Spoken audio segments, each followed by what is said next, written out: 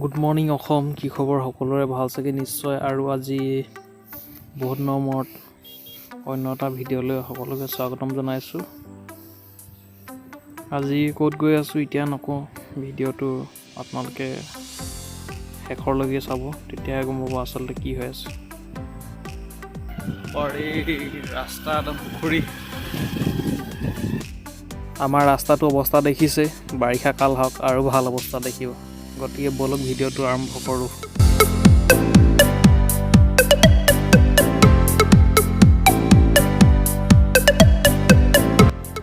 তো কিছু সময় অহাৰ পিছত এই দলংখন দেখিছেনে, এখন আৰু পাৰো বহাত সংযোগী নতুন দিচাঙৰ ওপৰত প্ৰস্তুত দলং। এখন বেছি দিন হোৱা নাই নিৰ্মাণ কৰা, খুব সুন্দৰ দলং। আপোনালোকে আহিব এবাৰ চাবলৈ, খুব ধুনীয়াকৈ নিৰ্মাণ কৰা হৈছে।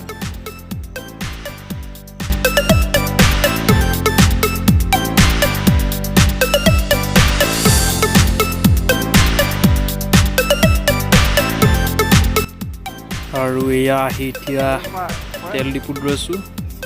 গাড়ীখনক তেলটো খুৱাব লাগিব, নহ'লেতো নচলিবই।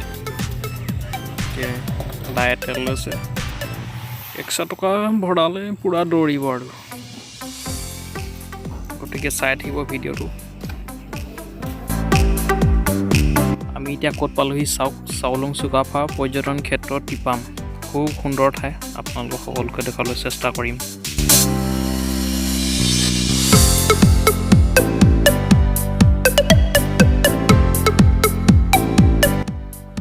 আৰু এয়া চাওক কি ধুনীয়া ব্ৰিজ এখন হৈছে আপোনাৰ বগীদিহিং নৈৰ ওপৰত নেপকোৰ ব্ৰিজ। জয়পুৰৰ এখন বিখ্যাত ব্ৰিজ, মানে খুব সুন্দৰ। ইয়ালৈ বহুত দূৰৰ পৰা আহে মানুহবোৰ চাবলৈ। চাওক কিমান দীঘল।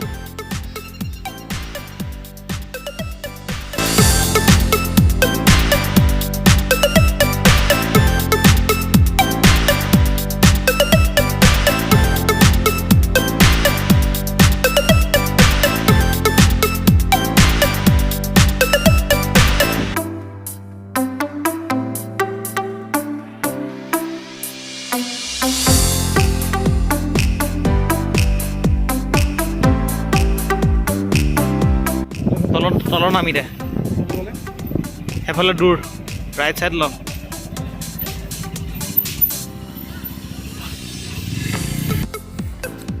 এই খাই গ'লোহি, আৰু অলপ আছে বাকী, অলপ পাছতে পামগৈ।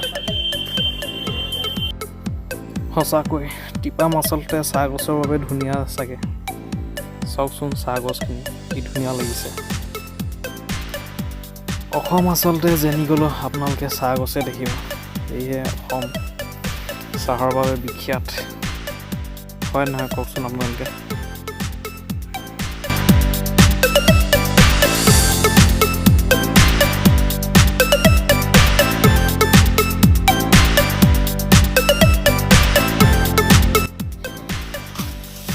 এয়া আৰু আমি সেইফালে পৰা উঠি আহিছিলোঁ, মানুহখিনি দেখিছেনে?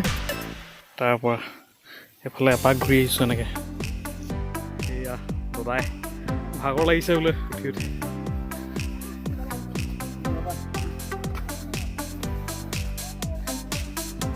এই পোৱালি এইফালে চা,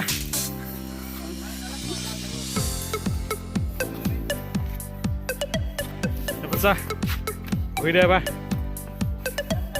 এইটো পৰে আছে, আগতে উঠি ৰখি আছে ইয়াত।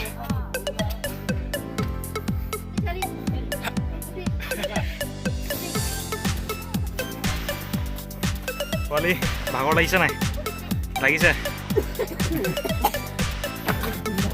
গৈ আছোঁ, থান পামগৈ অলপ পাছত। এইফালে আগত আছে একেবাৰে, আৰু বেছি নাই, কণ্টেক্ট পিছত পাম। মানে গৈ থাক, গৈ আছোঁ। চম উঠিলে জেকেট খুলি দিছোঁ, এতিয়া জেকেট পিন্ধাই নাই। ফাইনেলি আহি পাবলৈ হৈ গ'ল থান। পাছফালে এইফালে সি পাইছে। সঁচাকৈ ক'বলৈ গ'লে চাউলুং চুকাফাৰ যি অৱদান কেতিয়াও পাহৰিব নোৱাৰি। এই ইতিহাসৰ পৃষ্ঠাত সদায় স্মৰণীয় হৈ ৰ'ব, কাৰণ তেওঁ নতুন ৰাজ্যৰ সপোন দেখি 1215 খ্ৰীষ্টাব্দত ভটিয়া আহি এই স্থানত উপস্থিত হৈছিল।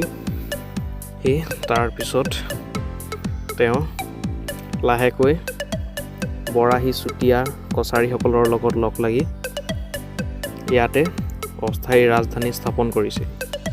তাৰপিছত তেওঁ লাহেকৈ অভয়াপুৰী নাওৰু বৰহাট সাপে খাটি সোণাৰী হৈ তেওঁ চৰাইদেউত উপস্থিত হয় আৰু তাতে নতুনকৈ ৰাজধানী স্থাপন কৰে। জাকেটটো ইয়াতে থৈ দিওঁ। ফালে কিবা লৈ আহিছে চানা কি আনিছ ভাস্কৰাই? চাওমিন মজা। চানা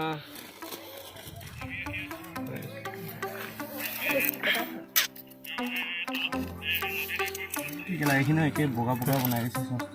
চচ দিব লাগিব ইয়াতে চব চাওমিন আছে। আনবক্সিং কৰিব লাগিব। 1 2 3 ঝোলা খাব পাৰিবি। চচ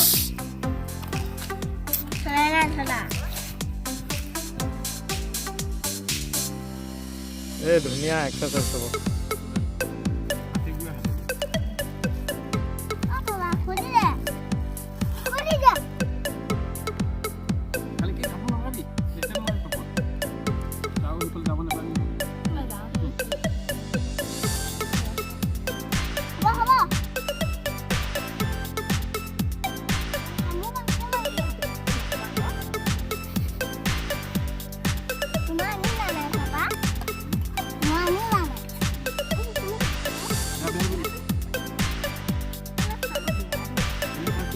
কেনেকুৱা লাগিছে পালি? মজা লাগিছে? শুইছে পুৰা? খা ভালকৈ খা।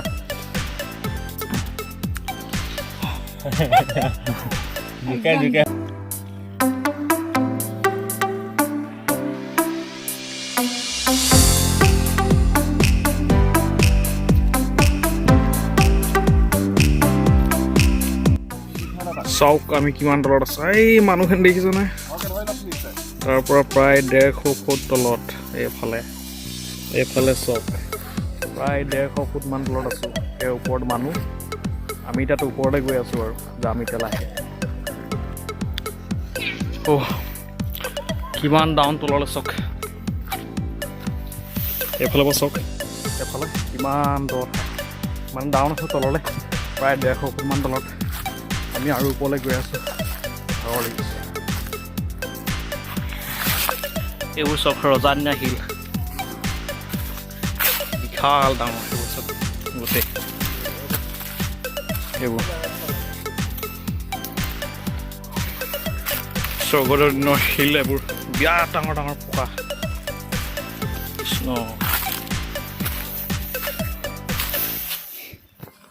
আৰু ওপৰলৈ গৈ আছো এতিয়া। গৈ আছো বহুত ওপৰত।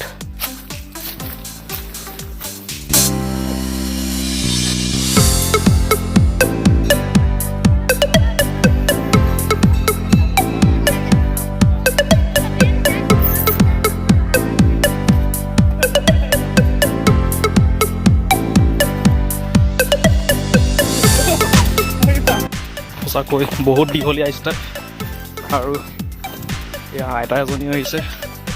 ভাল পাইছে আইতাই বগাবলৈ। খুব ধুনীয়া পৰিৱেশ আৰু ইয়াতে আপোনাৰ ডাষ্টবিন আছে যাতে কোনো য'তে ত'তে জাবৰ পেলাই পৰিৱেশটো নষ্ট নকৰে। তাৰ বাবে ডাষ্টবিন দিয়া আছে লগত। পালি ভাগৰ লাগিলে ভাগৰ লাগিলে নি? শুই ল